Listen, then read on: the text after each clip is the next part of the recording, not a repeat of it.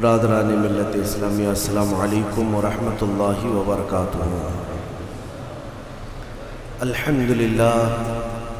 الحمدللہ الحنان المنان الذي خلق الإنسان وعلمه البيان، والصلاة والسلام على رسوله سيد الإنس والجان وعلى آله وأصحابه ذوي الخير والإحسان، أما بعد، فأعوذ بالله من الشيطان الرجيم، بسم الله الرحمن الرحيم۔ يا أيتها النفس المطمئنة ارجعي إلى ربك راضية مرضية فادخلي في عبادي وادخلي جنتي، صدق الله مولانا العظيم۔ بارگاہ رسالت معاب صلی اللہ تعالی علیہ وسلم میں درود پاک کا ہدیہ پیش کریں۔ اللہم صلی علی سیدنا و مولانا محمد معدن الجود والکرم وآلہ واصحابہ الکرام وابنہ الکریم وبارک وسلم صلاة دائمة سرمدا ابدا۔ عزیزان گرامی وقار، رمضان المبارک کا پہلا جمعہ ہے۔ اللہ عز و جل اس کی سعادتیں، اس کی برکتیں ہم سب کو نصیب فرمائے۔ رمضان کے آتے ہی ہر مومن کا ایک ریہرسل شروع ہوتا ہے، ایک تربیت کا خاص وقت ہے رمضان، کیونکہ قرآن میں رب تعالیٰ نے فرمایا یا ایھا الذین آمنوا کتب علیکم الصیام کما کتب علی الذین من قبلکم لعلکم تتقون، اے ایمان والو تم پر روزے فرض کیے گئے جیسے کہ پہلے والوں پر بھی فرض کیے گئے تھے۔ وجہ کیا ہے؟ لعلکم تتقون، تاکہ تمہیں پرہیزگاری حاصل ہو، تاکہ تم تقوی والے ہو جاؤ۔ تقوی اور پرہیزگاری یہ اتنی ضروری ہے تمہارے لیے کہ جس کے لیے ایک مہینہ پوری تمہاری تربیت کرائی جا رہی ہے۔ یہ تقوی کیا چیز ہے؟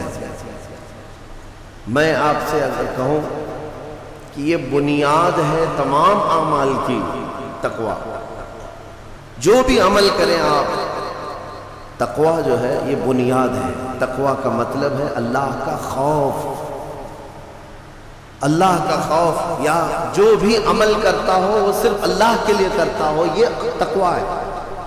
اور یہ ہر عمل کے لیے ضروری ہے، ہر عمل کے لیے۔ نماز میں تقوی ضروری ہے، روزے میں تقوی ضروری ہے، حج میں تقوی ضروری ہے۔ آپ دیکھیں حج کا سفر جب کرنا ہو تو رب تعالیٰ نے فرمایا وَتَزَوَّدُوا، توشہ ساتھ میں لے لینا۔ سفر پر جا رہے ہو حج کے لیے، ساز و سامان توشہ ساتھ میں لے لینا، لیکن ساتھ میں ہی کون سا توشہ اچھا ہے؟ یعنی روٹی، سالن، چاول، یہ توشہ، کپڑے لتے، حاجات، یہ توشہ؟ خود رب تعالیٰ فرماتا ہے فَإِنَّ خَيْرَ الزَّادِ تَقْوَى، سب سے بہترین توشہ تقوی ہے۔ یہ تقوی کی ہر جگہ پر اللہ تبارک و تعالیٰ نے تاکید فرمائی ہے۔ اب میں آپ کو بتاتا ہوں یہ رمضان المبارک جو ایک مہینہ تمہیں تربیت کے راستے سے گزارا جاتا ہے، کس وجہ سے؟ تاکہ تمہارے دلوں میں تقوی آئے، تقوی۔ اور تقوی کی سب سے پہلی جو تربیت ہوتی ہے، صوفیہ اکرام کے پاس جب کبھی کوئی طالب جاتا تھا مرید ہونے کے لیے یا خلافت لینے کے لیے، پہلے کا دور ایسا تھا کہ اولیاء اکرام سب سے پہلے اسے اپنی خانقاہ میں رکھ کر کے بھوکا اور پیاسا رکھتے تھے، کہ بھوک کو برداشت کرنا اور پیاس کو برداشت کرنا اگر تیری عادت بن گئی تو تقوی یوں ہی آ جائے گا۔ سید آل رسول مارہروی رحمۃ اللہ تعالیٰ علیہ، مارہرہ کے بڑے پائے کے بزرگ ہیں، اعلیٰ حضرت کے پیر مرشد، ان کے پاس ایک صاحب آئے، ایک مولانا صاحب آئے خلافت لینے کے لیے۔ شام کے وقت تو پہنچے، سیدھے آ کے ہی کہا کہ حضور آپ اپنی خلافت وغیرہ مجھے دے دیجئے۔ تو اس وقت ایسے بالکل بٹ نہیں رہی ہوتی تھی۔ آپ نے کہا آپ آج تو آئے ہیں، مہمان ہیں ہمارے ہاں، رک جائیے خانقاہ میں، کل کو بات کریں گے، رات ہو چکی۔ اور حضرت نے اپنے خادم سے کہا مولانا کی اچھی خاطر تواضع کرو۔ رات کو ان کو ایک کمرے میں رکایا گیا اور ان کو خوب مچھلی کھلائی گئی۔ حضرت کا حکم تھا کہ انہیں مچھلی پیٹ بھر کر کے کھلائیں لیکن پانی مت دینا. اور ایک خاص قسم کی وہاں پر مچھلی ملتی ہے اتر پردیش میں، وہ مچھلی کھلائی گئی. جب پیٹ بھر کر کے مولانا صاحب نے مچھلی کھائی تو خادم صاحب نے باہر سے دروازہ بند کر لیا، کمرے میں انہیں اندر چھوڑ کر باہر چلے گئے. وہ اندر سے پکارتے رہے پانی تو دے دیجئے، کھانا کھا لیا پانی تو دے دیجئے، کوئی سننے والا ہی نہیں. وہ پانی کرتے کرتے کرتے اندر سے چیختے رہے، چلاتے رہے، اور پھر جو ہے ان کی آنکھیں بڑی ہو گئی تھی پیاس کی شدت کی وجہ سے. ظاہر سی بات ہے مچھلی کے بعد بہت تیز پیاس لگتی ہے، کیونکہ مچھلی باہر بھی پانی میں رہتی ہے، اندر بھی اسے پانی کی ضرورت ہوتی ہے. تو وہ چیختے رہے یہاں تک کہ اب برا بھلا کہنا بھی شروع کر دیا. میں نے ان کی بڑی تعریف سنی تھی لیکن مہمانوں کے ساتھ ایسی بدتمیزی، ایسا سلوک. رات بھر وہ تڑپتے رہ گئے. صبح کو جو ہے نڈھال پڑے تھے زمین پر، فجر سے پہلے دروازہ کھولا گیا. انہوں نے آؤ دیکھا نہ تاؤ، خادم کا جبہ پکڑ کر کھینچا اور لڑنے پر آ گئے. تماچے لگائے، کہا کہ یہ کوئی شرافت ہے، یہ کوئی تہذیب ہے، اس طرح سے کھانا کھلا کر مہمان کو بغیر پانی کے بند کر کے چلے جاتے. تو حضرت اس وقت آ گئے. حضور آل رسول رحمۃ اللہ تعالیٰ علیہ قریب آئے، پوچھا کیا بات ہے؟ کہا آپ نے ایسا ایسا ہمارے ساتھ سلوک کیا. کہا اب آپ کو پانی دے دیا جائے گا لیکن اب خلافت نہیں دی جائے گی، اس لیے کہ پانی کی پیاس برداشت نہ کر سکے اسے تقویٰ نہیں، اور تقویٰ نہیں تو خلافت کس بات کی؟ تقویٰ کئی چیزوں سے رک جانے کا نام ہے. حضرت عمر فاروق رضی اللہ تعالیٰ عنہ سے پوچھا گیا تقویٰ کیا چیز ہے؟ تو آپ فرماتے ہیں کہ یوں سمجھو کہ ایک راستہ ہے جس میں دائیں جانب بھی کانٹے ہیں، بائیں جانب بھی کانٹے ہیں، سامنے تمہاری منزل ہے. دونوں راستوں سے کانٹوں سے اپنے جسم کو بلکہ اپنے کپڑوں کو بچا کر کے نکل جانا، یہی تقویٰ ہے. اور رسول پاک صلی اللہ تعالیٰ علیہ وسلم کی ایک حدیث پاک، الحلال بین والحرام بین، فرمایا حلال بھی واضح ہے، حرام بھی واضح ہے. کیا چیز حلال ہے یہ بھی پتہ ہے آپ کو، کیا چیز حرام ہے یہ بھی پتہ ہے. شراب حرام ہے، خنزیر حرام ہے، مردار حرام ہے، چوری حرام ہے، یہ سب تو پتہ ہے. حلال بھی پتہ ہے، اپنے ہاتھوں سے کمائی ہوئی چیزیں حلال ہیں. چاول، گیہوں، باجرہ، یہ سب چیزیں حلال ہیں نا آپ کے. پھلوں میں بہت ساری حلال ہے، جانوروں میں جو حلال ہے وہ سب پتہ ہے. تو حلال کی لسٹ بھی معلوم ہے تمہیں، حرام کی لسٹ بھی معلوم ہے. حضور پاک صلی اللہ علیہ وسلم فرماتے ہیں ان دونوں کے بیچ میں کچھ چیزیں ہیں جن کے بارے میں پتہ نہیں چلتا حلال ہے کہ حرام ہے. ان چیزوں کو چھوڑ دینے کا نام تقویٰ ہے. بعض لوگ کیا سمجھتے ہیں حرام کو چھوڑ دینا تقویٰ ہے. ارے میاں حرام کو چھوڑنا تو مسلمان کی شان ہے، ضروری ہے. تم شراب نہیں پیتے تو یہ تقویٰ نہیں ہے، یہ تو اسلام کا حکم ہے. تم جوا نہیں کھیلتے، چوری نہیں کرتے، یہ تو اسلام کا حکم ہے تمہارے اوپر.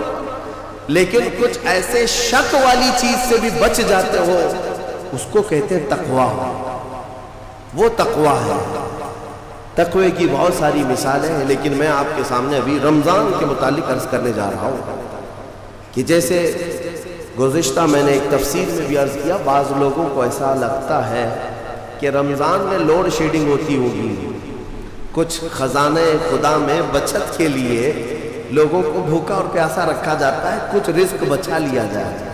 نادانو، اللہ رب العزت جو پوری کائنات کا رزاق حقیقی ہے، اسے کسی چیز کی کمی نہیں ہے. یہ روزے جو فرض کیے گئے خزانے میں بچت کے لیے نہیں بلکہ ہمارے جسموں کی اور ہماری روحوں کی اصلاح کے لیے، ہماری روحوں کی اصلاح اور جسموں کی اصلاح کے لیے ہمیں تقویٰ ملے.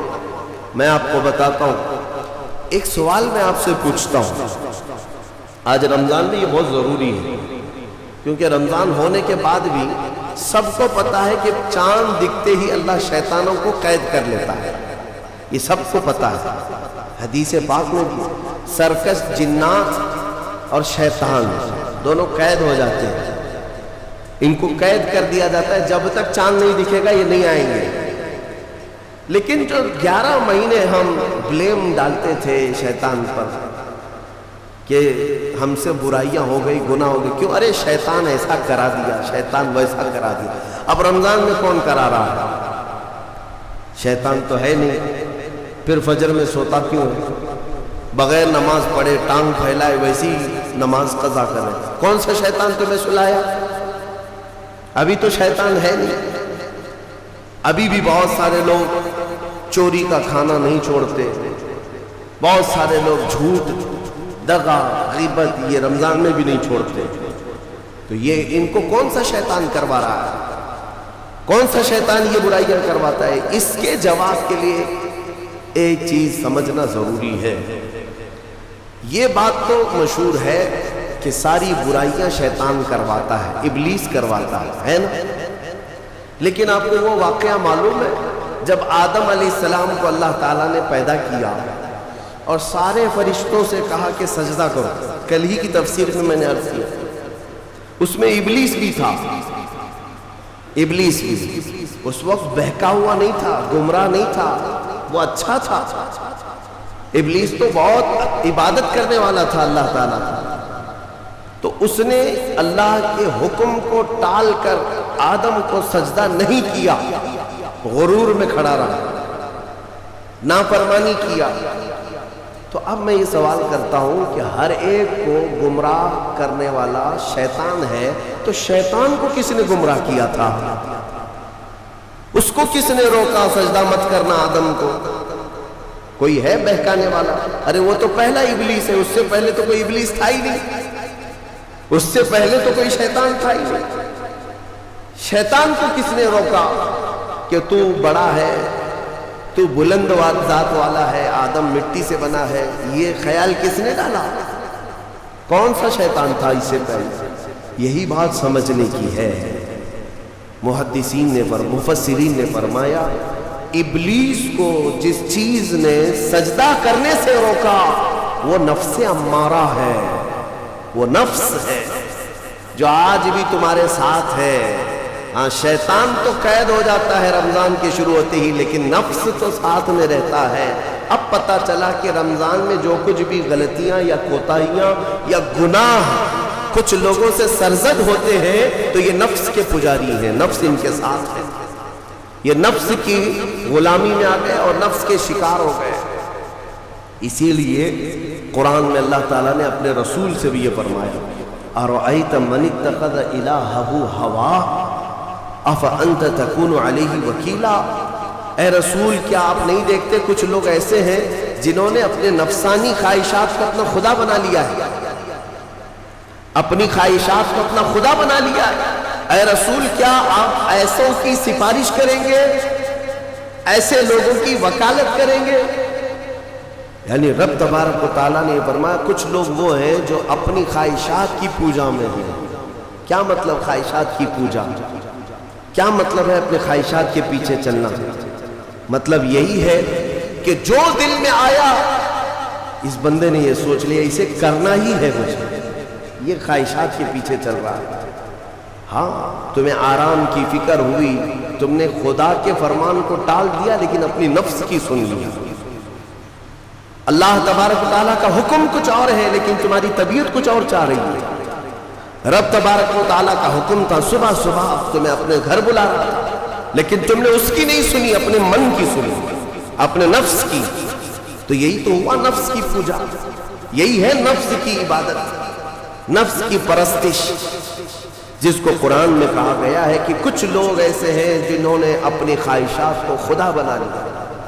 یہ نفس امارہ جس کے بھی اوپر حاوی ہو جاتا ہے، اچھے اچھوں کو یہ ان کا تقوی بھسم کر دیتا ہے، ایمان سے بھی دور کر جاتا ہے۔ اس لیے میرے عزیزوں میں جو عرض کرنے جا رہا ہوں وہ یہ ہے کہ ہمارے لیے زندگی میں سب سے بڑا چیلنج اپنے نفس امارہ سے لڑنا۔ آپ کو پتہ ہے رسول پاک صلی اللہ تعالیٰ علیہ وسلم ایک جہاد سے جب واپس مدینے تشریف لا رہے تھے، وہ جہاد بہت سخت تھا، صحابہ زخمی تھے، بہت گھماسان کی لڑائی ہوئی تھی، لیکن جب واپس مدینے آ رہے تھے تو میرے آقا نے ایک جملہ فرمایا تھا، رجعنا من الجہاد الاصغر الى الجہاد الاکبر، اے میرے صحابہ ہم چھوٹے جہاد سے بڑے جہاد کی طرف جا رہے ہیں۔ صحابہ نے پوچھا اس سے بڑا جہاد اب کون سا ہے یا رسول اللہ؟ میرے آقا صلی اللہ علیہ وسلم فرماتے ہیں، اے میرے صحابہ اپنے نفس سے لڑنا اب یہ بڑا جہاد، نفس سے لڑنا بڑا جہاد ہے۔ میرے عزیزوں، یہ خواہشات کو ہی ختم کرنا ہو، اس نفس کو اگر کنٹرول میں لانا ہو تو کیا کرو؟ نفس امارہ سب کے پاس ہے۔ قرآن میں مولا فرماتا ہے وَمَا أُبَرِّئُ نَفْسِي إِنَّ النَّفْسَ لَأَمَّارَةٌ بِالسُّوءِ إِلَّا مَا رَحِمَ رَبِّي، کوئی اپنے نفس سے بچ نہیں پائے گا سوائے وہ شخص جس پر میرا رب رحم فرمائے۔ اللہ کا رحم جس پر ہو گیا وہ اپنے نفس سے بچ جائے گا۔ میں آپ کو ایک دعا بتاتا ہوں، حضور پاک صلی اللہ علیہ وسلم اگر دعا کرتے تھے تو اس سے آپ کو اندازہ ہو جائے گا کہ یہ کتنی امپورٹنٹ چیز میں آپ کے سامنے کہہ جا رہا ہوں۔ کون سی؟ حضور جب دعا کرتے تھے تو یوں کہتے تھے اللہ کی بارگاہ میں، اللہم لا تکلنی الی نفسی طرفۃ عین، اے اللہ تو مجھے میرے نفس کے حوالے ایک منٹ کے لیے بھی مت دینا، تو اپنی حفاظت میں رکھ۔ حضور جب یہ دعا کرتے تھے کہ مجھے میرے نفس کے حوالے ایک منٹ کے لیے، طرفۃ عین کہتے ہیں پلک جھپکنے کے برابر، اتنے ٹائم کے لیے بھی اے اللہ تو مجھے میرے نفس کے حوالے مت کرنا، تو اپنی حفاظت میں رکھ۔ سید الانبیاء جب یہ دعا کرتے ہیں تو اندازہ کرو اے مومنوں، نفس کی تباہ کاریاں کیا کیا ہیں، یہ کتنوں کو ہلاک کر دیتا ہے، کتنوں کا عمل ضائع کرتا ہے، کتنوں کا ایمان ختم کرتا ہے۔ اب میں جو بات کہہ رہا ہوں وہ یہ توجہ سے سنو، یہ نفس امارہ جس نے شیطان کو بھی گمراہ کیا، شیطان کو بھی بہکا دیا، یہ نفس آدم کو سجدہ نہ کرنے کا جو غرور پیدا کیا یہی نفس امارہ تھا۔ اس نفس امارہ کو اگر کوئی کنٹرول کرا سکتا ہے تو وہ ماہ رمضان المبارک، بس یہی ہے رمضان کی فضیلت۔ رمضان المبارک اس لیے تمہیں دیا گیا کہ بڑی بڑی طاقتیں تمہارے نفس کو قابو میں نہیں کر پائیں گی، لیکن رمضان کے روزے تمہیں کنٹرول میں لے آئیں گے، کنٹرول میں لائیں گے۔ اب سمجھ میں آیا کہ روزے کیوں رکھائے جا رہے ہیں؟ ارے گرمیوں کی شدت ہے، ادھر حلق سوکھا جا رہا ہے، پیٹ پیٹ سے لگ جاتا ہے۔ ان لوگوں کو پوچھو روزہ کیسا ہوتا ہے جو مزدوری کرتے ہیں، ان لوگوں سے پوچھو جو دن بھر کام کاج کرتے ہیں۔ میرے عزیزوں، روزے رکھنے کے بعد کیا رب تبارک و تعالیٰ کسی کو اس کی طاقت سے زیادہ تکلیف دینا چاہتا ہے؟ نہیں میرے عزیزوں، وہ رحمان ہے، اس نے جب تمہیں ماں کے پیٹ میں 9 مہینے رزق دیا تو کیا کائنات میں نہیں دیتا؟ تمہیں ماں کے پیٹ میں بھی رزق دیتا رہا۔ تم جب دنیا میں آئے تمہارے ماں کے سینے میں خون سے دودھ کس نے بنایا؟ تمہارے رزق کا انتظام کرنے والا وہ خدا اگر تمہیں حکم دیتا ہے کہ صبح سے لے کر شام تک بھوکے رہو تو یہ اس کا ظلم نہیں بلکہ یہ عین کرم ہے، اللہ تبارک و تعالیٰ کا رحم ہے تم پر کہ وہ مولا ہماری اصلاح چاہتا ہے کہ ہمارے اندر تقوی آ جائے، جسم میں بھی اور روح میں بھی۔ اب ایک اور بات میں آپ کو بتا دوں، میں نے ایک بات پڑھی تھی نفس کے متعلق، یہ نفس امارہ، اسی لیے امام غزالی رحمۃ اللہ تعالیٰ علیہ نے فرمایا اللہ کی جو مخلوق ہے وہ 3 طرح کی ہے، ایک فرشتے، دوسرے انسان، تیسرے جانور۔ یہ 3 الگ الگ قسم کی مخلوق ہیں کیونکہ اللہ تعالیٰ نے تینوں کو جو چیزیں دی ہیں ان میں فرق ہے۔ فرشتوں کو اللہ نے عقل دیا ہے، نفس نہیں ہے، نفس، شہوت، برائی کرنے کی خواہش فرشتوں کے اندر ہے ہی نہیں، وہ سوچ بھی نہیں سکتے برائی کرنے کا۔ فرشتوں کو اللہ نے عقل دیا ہے اور عقل عزت والی چیز ہے، اور جانوروں کو اللہ نے نفس دیا ہے، عقل نہیں، عقل والے نہیں ہیں جانور، عقل والے نہیں، لیکن نفس ہے، شہوت ہے، شہوت بھی ہے، نفس بھی ہے۔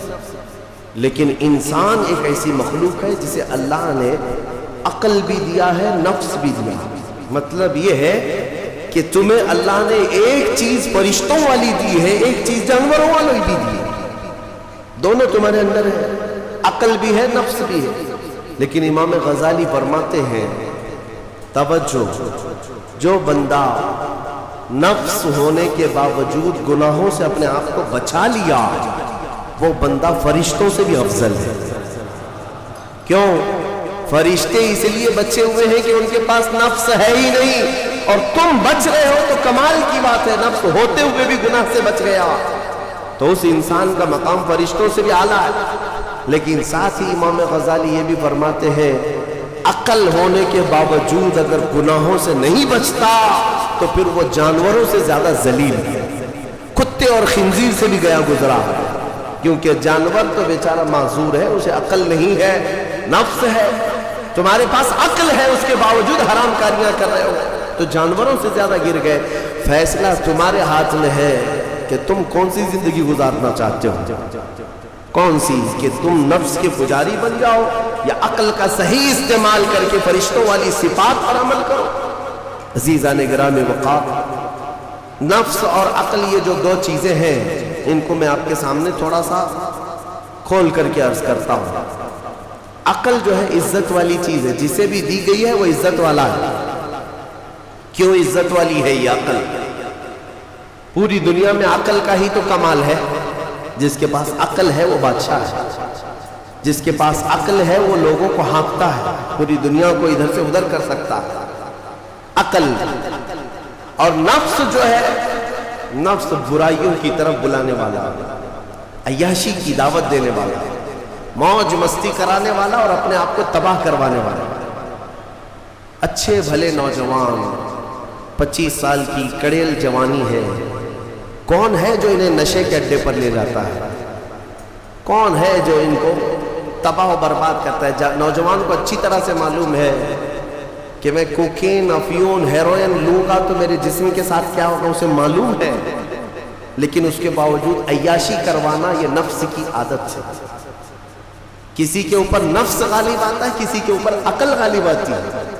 عقل جس کے اوپر غالب آ گئی وہ اچھا آدمی ہے، نفس جس کے اوپر غالب آ گیا وہ شیطان کا پجاری ہو گیا، نفس کی سننے والا۔ اب یہ دونوں جو چیزیں ہیں میں بتاتا ہوں آپ کو۔ روایت میں ملتا ہے کہ جب اللہ نے عقل کو بھی پیدا کیا اور نفس کو بھی پیدا کیا تو اپنے سامنے حاضر کیا، عقل سے پوچھا کہ اے عقل بتا میں کون ہوں اور تو کون ہے؟ عقل نے کہا یا ربی انا عبدک وانت ربی، اے اللہ میں تیرا بندہ ہوں اور تو میرا رب ہے۔ عقل نے کیا کہا؟ میں تیرا بندہ ہوں اور تو میرا رب ہے۔ اللہ نے عزت سے نوازا، اقرار کیا نا بندہ ہونے کا، عقل نے اقرار کیا۔ پھر نفس کو بلایا، نفس سے پوچھا بتا میں کون ہوں اور تو کون ہوں؟ نفس نے کہا انت انت انا انا، تو ہے میں ہوں۔ یہ غرور تھا نفس کے اندر، یہ گھمنڈ تھا نفس کے اندر کہ میں ہوں۔ نفس جس کے اندر غالب آتا ہے وہ آج بھی یہی کرتا ہے، میں ہوں، کسی کے سامنے کیا جھکنا ہے۔ تو حکم ہوا کہ اس نفس کو 100 سال جلایا جائے، 100 سال جلایا گیا، اس کو عذاب دیا گیا نفس کو۔ 100 سال بھگتنے کے بعد، آگ کی تپش بھگتنے کے بعد اسے پھر لایا گیا نفس کو۔ اللہ تعالیٰ نے پوچھا اے نفس بتا میں کون ہوں اور تو کون ہوں؟ نفس نے کہا انت انت انا انا، تو ہے میں ہوں۔ غرور نہیں ٹوٹا، گھمنڈ نہیں ٹوٹا۔ حکم ہوا اللہ کی طرف سے فرشتوں کو اس نفس کو اب 100 سال تک بھوکا اور پیاسا رکھا جائے، کوئی چیز نہ دی جائے۔ اسے سخت سزا دی گئی، بھوک اور پیاس کی نفس کو کوئی چیز نہیں دی گئی۔ 100 سال کے بعد پھر اس کو حاضر کیا گیا، پوچھا گیا بتا کون ہوں میں؟ نفس نے کہا اے اللہ تو میرا خدا ہے، میں تیرا بندہ ہوں۔ فرمایا بزرگوں نے کہ نفس کو اگر کوئی جھکا سکتا ہے تو وہ بھوک ہے، اسی لیے مولا نے رمضان کے روزے تم پر فرض فرمایا۔ نفس کو جھکا سکتے ہو، نفس کو کنٹرول میں لا سکتے ہو تو بھوک کے ذریعے سے۔ ہاں یہ بھوک اور پیاس یوں ہی نہیں دی گئی ہے. دنیا اگر سمجھتی ہو کہ مسلمانوں کو یہ بھوکا اور پیاسا رکھوایا جا رہا ہے تو انہیں کیا خبر ہے کہ روح کسے کہتے ہیں, نفس کسے کہتے ہیں. جو آلریڈی غلاظت میں پڑے ہوئے انہیں کیا سمجھ ہے. لیکن الحمدللہ ہمارا تصور ہے آخرت کا, ہمارے ہاں تصور ہے جنت کا, ہمارے ہاں تصور ہے جہنم کا, اللہ کی بارگاہ میں حساب کا.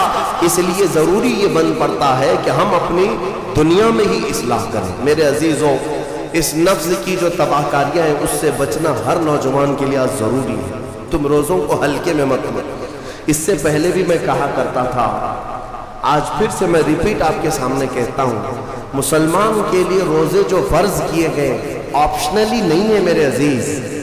یہ آپشنلی نہیں ہے, اختیاری نہیں ہے. جسے چاہے وہ رکھے, جسے چاہے وہ چھوڑے. ہاں ہمارے ہاں معاشرہ ایسے ہی ہے نا. ہاں صبح اٹھ کر کے لوگ پوچھتے رہتے روزہ ہے, روزہ ہے. کیوں پوچھ رہے روزہ ہے؟ مسلمان ہے تو روزہ فرض ہے, روزہ فرض ہے. اگر میں آپ کو پوچھوں اچھا لگے گا؟ انسان ہو اچھا لگے گا, سامنے دکھ تو رہا ہے انسان ہے, پھر کیا پوچھنا ہے. مسلمان کے لیے روزہ ایسا ضروری ہے جیسے اس کے لیے انسان ہونا ضروری ہے.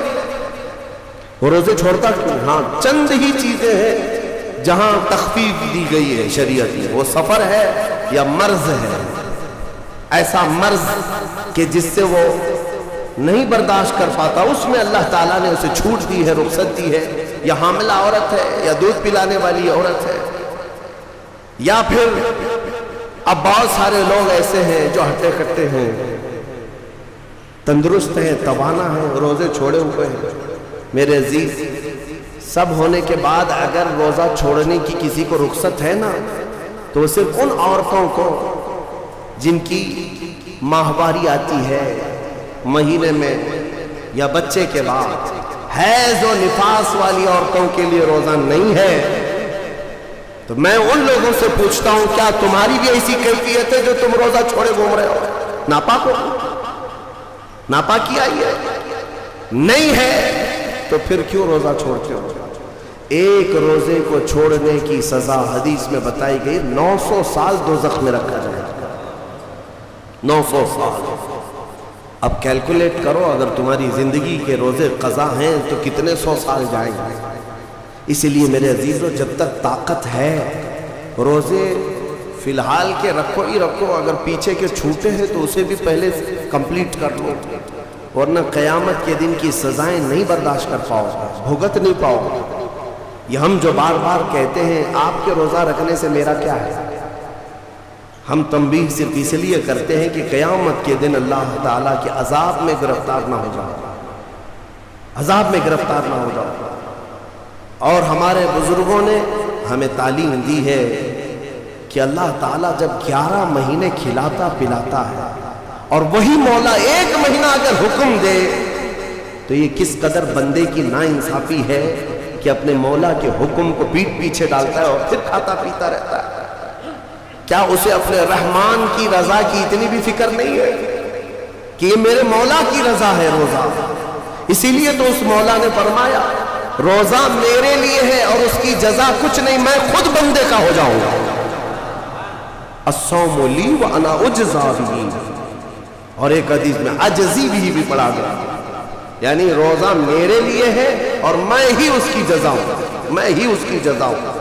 مطلب یہ ہے کہ دوسرے اعمال کی جزا میں جنت ہے, محلات ہے, الگ الگ ثواب ہے, لیکن روزے کے متعلق مولا نے فرمایا میں خود ہی اس کی جزا ہوں. تجھ سے تجھی کو مانگ کر مانگ لی ساری کائنات, جس کا خدا ہو گیا اس کی ساری کائنات. میرے عزیزوں, اللہ تبارک و تعالیٰ اگر کسی بندے کا ہے تو پھر اس کے کیا کہنے. اچھا, ایک اور اس میں حکمت یہ ہے, روزہ جو رکھا جاتا ہے یہ بندے اور اللہ کے بیچ کا راز ہے, دوسرے کسی کو پتہ نہیں. میرا روزہ آپ کو نہیں معلوم, آپ کا روزہ مجھے نہیں معلوم. چہرہ دیکھ کر کے کچھ بھی کہا جا سکتا ہے. ہاں, چہرہ دیکھ کر کسی کا روزہ پتہ چلے گا. آپ کل سحری کر کے نیت کر کے روزے سے آئے ہیں, کسی کی پیشانی پہ تو لکھا نہیں ہے کہ یہ روزے دار ہے. آپ نے کہا ہم نے مان لیا, لیکن حقیقت کیا ہے یہ تم جانو گے, اللہ ہی جانے. بہت سارے تمہارے پاس موقع ایسے آتے ہیں جب ایک ایک گھونٹ نگل سکتے ہو. وضو کے بیچ میں, غسل کے بیچ میں, جب کوئی نہ دیکھ رہا ہو تب چٹکیاں لے کر اندر ڈال سکتے ہو, کوئی نہ دیکھ رہا ہو. لیکن بندے اور مولا کے درمیان کا ایک راز ہے روزہ. اسی وجہ سے ایک حدیث میں ملتا ہے قیامت کے دن جب ایمان والوں کو جمع کیا جائے گا اور جن کی بخشش ہو جائے گی تو ان میں ایک جماعت ایسی ہوگی جو جنت کی طرف اڑتے ہوئے جا رہے ہوں گے اور جنت میں پہنچ جائیں گے, کسی کو نظر نہیں آئیں گے, بہت تیزی سے وہ جنت پہنچ چکے ہوں گے. باب الریان ایک دروازہ ہے جو صرف روزے داروں کے لیے, جن کے روزے اللہ کی بارگاہ میں پسند آ گئے, وہ دروازہ صرف ان کے لیے. وہاں پہنچ چکے ہوں گے بہت سارے اہل اللہ, بڑے بڑے مقامات والے وہاں موجود ہوں گے. پوچھیں گے تم کہاں سے آئے, کون سے راستے سے آئے؟ نہ وہاں نظر آئے نہ راستے میں نظر آئے, یہاں کیسے پہنچے؟ تو وہ کہیں گے کہ اللہ تبارک و تعالیٰ نے ہمیں روزوں کی وجہ سے یہ مقام دیا. رب تعالیٰ کی طرف سے ارشاد ہوتا ہے کہ ان بندوں نے دنیا میں جو روزہ رکھا تھا وہ سب سے چھپا ہوا تھا, کسی کو پتہ نہیں تھا روزہ ہے یا نہیں. اس لیے جب میں نے ان کے روزے قبول کیے تو سب سے چھپا کر انہیں جنت کی طرف بھیج دیا. وہاں پر بھی یہ جزا دی گئی تھی.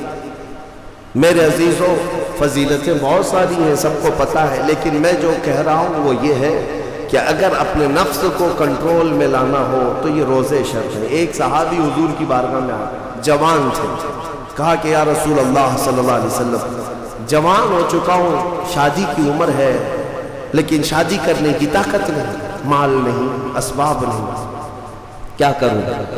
شادی نہ کرے تو گناہوں کی طرف چلے جائے, خواہشات ہیں انسان کی. تو جانتے ہیں میرے آقا صلی اللہ تعالیٰ علیہ وسلم نے کیا فرمایا کہ اگر استطاعت ہے تو شادی کر لے ورنہ روزہ رکھ لے. شادی کے بدل ڈائریکٹ کون سی چیز؟ روزہ. فرمایا اس لیے کہ روزہ تمہاری شہوت کو ختم کرتا, تمہارے اندر صبر قائم کرتا. عزیزان گرامی, حدیث پاک کا یہ مفہوم میں آپ کے سامنے رکھ رہا ہوں. تربیت میں میرے آقا نے ان نوجوانوں سے کہا جن کی شہوت غالب ہے, جو گناہوں کی طرف زیادہ جا سکتے ہیں, ان کے لیے فرمایا گیا وہ روزہ رکھے, کنٹرول میں رہے. صرف رمضان کا ہی نہیں, سال میں اور بھی دنوں میں روزہ رکھو تاکہ تمہارا نفس قابو میں رہے, کنٹرول میں رہے.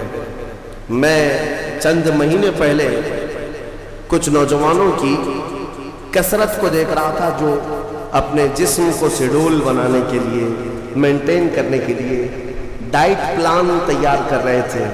تو اس میں ایک بہت ہی بڑے ڈاکٹر ہیں جنہوں نے ڈائٹ پلان دیا, تو اس میں انہوں نے مینشن کیا کہ ہفتے میں ایک دن بھوکا رہنا چاہیے, صبح سے شام تک. وہ نان مسلم ہے. میں نے پوچھا تھا کہ یہ آپ کے ڈائٹ پلان میں کس لیے ہے, تو انہوں نے اس کی سائنٹیفک وجہ بتائی کہ ہفتے بھر میں ہم جو کچھ بھی کھاتے ہیں کچھ ایسی چیزیں جمع ہو جاتی ہیں جن کو پگھلنے کا موقع ہی نہیں ملتا, ہم بار بار کھاتے رہتے ہیں, اس پر چیزیں جمع ہوتی رہتی ہیں. ایک دن ہفتے میں اگر اپنے پیٹ کو خالی چھوڑ دیا جائے تو فاسد مادے گل کر کے باہر نکل جائیں گے اور صحت ہمیشہ صحیح رہے گی. یہ دنیا کہہ رہی ہے. میرا مولا بغیر حکمت کے کوئی چیز تم پر فرض نہیں فرماتا.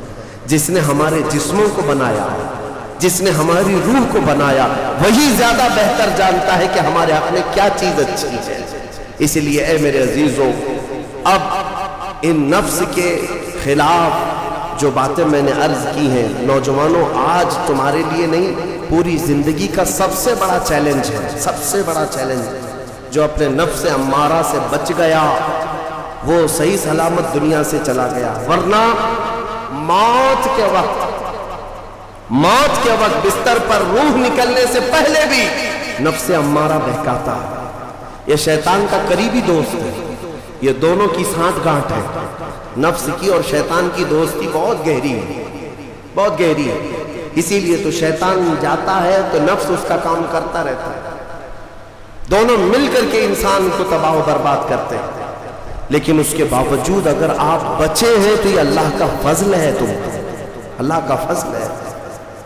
میں بنی اسرائیل کے ایک شخص کے متعلق پڑھا تھا, بڑا عبادت گزار شخص تھا, وہ اپنے صوما میں، صوما کہتے ہیں جس میں عبادت کرتے ہیں، بنی اسرائیل کا وہ عبادت گزار شخص قریب 80 سال تک عبادت کیا اور باہر نہیں نکلا۔ شہر میں سب سے زیادہ مقبول، ہر ایک اس کے پاس دعائیں کرانے کے لیے آتے تھے۔ اتفاق سے اس گاؤں میں ایک گھر کے 4 بھائی تھے، وہ تجارت پر جا رہے تھے، ان کی تنہا بہن تھی گھر میں۔ چاروں نے سوچا ہم تجارت پر جا رہے ہیں، اپنی بہن کہاں چھوڑیں؟ تو چاروں نے کئی لوگوں سے مشورہ کیا اور بزرگوں سے بات چیت ہوئی تو کہا کہ وہ عابد جو شب زندہ دار ہیں، رات بھر عبادت کرتے ہیں، ان کی نگرانی میں چھوڑ کر، ان کی کفالت میں چھوڑ کر چلے جائیں۔ وہ چاروں آئے اور اپنی تجارت کا سفر بتایا اور کہا کہ ہماری بہن گھر پہ رہے گی، بس آپ دیکھ بھال کریں، اور وہ تجارت پر چلے گئے۔ یہ بہت ہی عبادت گزار شخص ہے بنی اسرائیل کا، بہت عبادت گزار۔ چند دن گزرے تھے کہ نفس نے یہ باتیں باہر لانی شروع کی کہ پتہ نہیں وہ خاتون اندر اکیلی کیا کرتی ہوں، بھائی بھی نہیں، ماں باپ بھی نہیں۔ پھر شیطان آیا، کہا ارے کچھ تو خیال کرو، تمہارے پاس امانت دے کر گئے ہیں اس کے بھائی، تم اس سے خیر خیریت بھی نہیں پوچھتے، آپ نہ جانا اس کے پاس، محض آپ اپنی چوکھٹ سے تو اسے آواز دے کر کے پوچھ لیں کیا چل رہا ہے اس کے گھر میں۔ تو اس عابد نے اپنے صوما کی چوکھٹ پر آ کر اس خاتون کو آواز دی۔ وہ خاتون اپنے گھر کے باہر آئی، چوکھٹ پر وہ کھڑی رہی، پوچھا کیسی چل رہی ہے، خیریت ہے، طبیعت اچھی ہے، بات چیت ہوئی، اس کے بعد چلے گئے۔ یہ پہلی بات چیت تھی جس کے بعد اس عابد کے دل میں بات کرنے کا جذبہ اور بڑھ گیا، خواہش اور بڑھ گئی۔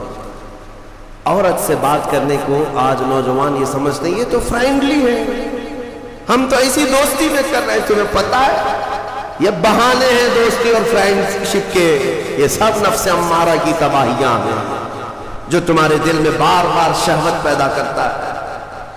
اب اس 80 سالہ عبادت گزار شخص کا حال یہ تھا، دوسرے دن صبح پھر سے باہر چوکھٹ پہ آیا، اس خاتون کو بلایا بات چیت کے لیے، وہ پھر بات چیت کرنے لگی، ادھر سے بھی بات ادھر سے بھی بات۔ چند دن گزرے کہ اب گھنٹوں بات ہونے لگی، خیر خیریت چھوڑو، گھنٹوں بات ہونے لگی، عبادت میں بھی فرق پڑ گیا۔ ایک خاتون کی طرف، ایک عورت کی طرف دل کا میلان بڑھتا چلا گیا۔ یہ نفس ہے، نفس ہے، جہاں پیٹرول ہو اور پھر آگ ہو، ایسا نہیں ہو سکتا کہ دونوں میں ایک بھی ادھر سے ادھر ہو جائے تو آگ نہیں لگے گی، بھڑکے گی نہیں۔ میرے عزیزو، اس کے بعد کئی دن ایسے ہونے کے بعد شیطان ایک بزرگ کی شکل میں آ کر اس عابد سے کہا کیا کھڑے کھڑے بات کرتے ہو، اس کے گھر جاؤ، بیٹھو، تسلی دو اس کو۔ یہ عابد اپنے صوما سے 80 سال بعد باہر نکلا اور اس خاتون کے گھر گئے، اور کھانا پینا ساتھ ہوتے ہوتے یہ نوبت یہاں آئی کہ زنا کر دیا۔ 80 سالہ عبادت گزار شخص زنا جیسی نحوست میں مبتلا ہو گیا، منہ کالا کر لیا۔ اب اس کے بعد اپنے صوما واپس آیا، اس کو تو ایسا لگا کہ میں تو مزے میں ہوں، بھائی بھی نہیں ہے اس کے، کوئی نہیں، لیکن اس عورت کا حمل ٹھہرا، وہ حاملہ ہو گئی۔ اب اس کو ڈر لگا کہ اس کا حمل ہو گیا، کیا کیا جائے؟ نفس بھڑکاتا رہا، شیطان بھی ساتھ دیتا رہا۔ شیطان آیا اور اس نے کہا کہ ایک کام کرو، اس کا گلا گھونٹ کر مار ڈالو ورنہ تمہاری بدنامی ہوگی۔ یہ عابد اس کے گھر گیا، رات کو اس کے ساتھ تنہائی پا کر کے اس کا گلا گھونٹ دیا اور عورت کو ختم کر دیا۔ قتل دوسرا گناہ، اور اس کے بعد اسی گھر میں گڑھا کھود کر کے دفن کیا۔ چوری کو چھپانا پھر سے گناہ، زمین کو صاف کر دیا۔ واپس اپنی عبادت گاہ میں آیا، جب وہ بھائی اس کی تجارت سے واپس آئے، پوچھا ہماری بہن کہاں ہے؟ تو یہ رونے دھونے لگا، کہا تمہاری بہن بڑی بیمار ہو گئی تھی، علاج کرایا، نہیں بچ سکی، انتقال ہو گیا، قبرستان میں میں نے دفن کروا دیا۔ اور جھوٹ موٹ ایک قبر کے پاس لے گیا اور کہا یہ تمہاری بہن کی قبر ہے۔ بھائی روتے رہے، اپنی تنہا اکلوتی بہن کو یاد کر کے واپس آئے۔ بات یوں ہی گزر گئی، لیکن نفس کی تباہ کاریاں چھپتی نہیں ہیں، یہ کالے کرتوت کبھی پوشیدہ نہیں رہتے، پھر ابلیس ان 4 بھائیوں کے پاس گیا اور کہا تمہیں پتہ ہے تمہاری بہن کہاں ہے؟ کہا وہ تو انتقال ہو گئی، اللہ کو پیاری ہوگی۔ کون کہا؟ کہا اس عابد نے کہا۔ کہا وہ جھوٹ بولتا ہے، اس نے تمہاری بہن کے ساتھ منہ کالا کیا، زنا کیا اور گلا گھونٹ کر مارا اور اسی گھر کے اندر دفن کیا ہے، کھود کر دیکھ لو۔ ابلیس نے ان بھائیوں کو سب بتایا، اور جب ان بھائیوں نے زمین کھودی تو لاش سڑی گلی موجود تھی۔ اللہ اکبر! اب زمین کے پیروں کے نیچے زمین کھسک گئی۔ کیا اللہ والا ایسا بھی کر سکتا ہے؟ اتنا عبادت گزار؟ پھر لوگوں کو جمع کیا گیا، سبوں نے دیکھا تو اس کے بعد غصے میں سارے لوگ بکھر گئے اور سب کے سب ٹوٹ پڑے اس صومعہ پر، اور اسے کھینچ کر کے باہر لایا گیا اور اس سے پوچھا گیا۔ اخیر میں مار توڑ کے بعد اس نے اقرار کر لیا کہ ہاں میں نفس کے دھوکے میں آ گیا تھا، مجھ سے یہ گناہ ہو گیا ہے، غلطی ہو گئی ہے۔ ساری قوم نے مل کر اس کا چہرہ کالا کیا اور اس کو پھانسی پر چڑھایا۔ جب پھانسی پر لٹکانا تھا، دنیا تماشا دیکھ رہی تھی، بچے تالیاں بجا رہے تھے، لوگ پتھر پھینک رہے تھے، لیکن اس وقت بھی سامنے شیطان آیا اور اس کا نفس بھی تھا، یہی نفس امارہ ہے۔ دونوں نے مل کر کے کہا کہ اے عابد، اب بھی تیری حفاظت ہو سکتی ہے، بچ جائے گا، اس پوری بلا سے تجھے ہم نکال لیں گے۔ اس نے پوچھا کیسے؟